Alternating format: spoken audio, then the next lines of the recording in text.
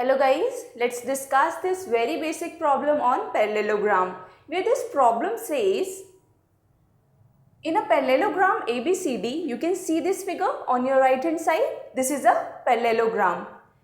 You need to determine sum of the angles, angle A and angle C and angle D. So you need to determine sum of these two angles. What do you understand by a parallelogram? A parallelogram is a quadrilateral in which opposite sides will be equal to each other as well as parallel to each other, and opposite angles are equal. So you know that from the parallelogram properties that angle B is equal to angle D and angle A is equal to angle C from the parallelogram property.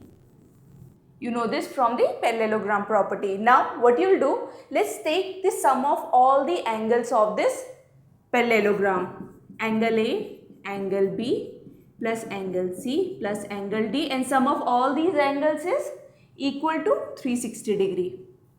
Now you know that angle A is equal to angle C. So now let's replace the value of angle A as well as angle B with the value angle D. Angle C plus angle D is equal to 360 degree.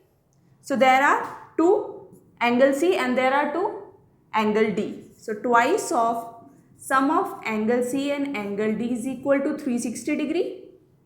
Now sum of angle C plus angle D will be equal to 180 degree.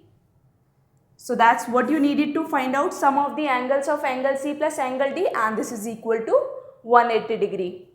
So I hope that you should not have any doubt in this question. I will be taking more problems in coming video lectures. Thank you.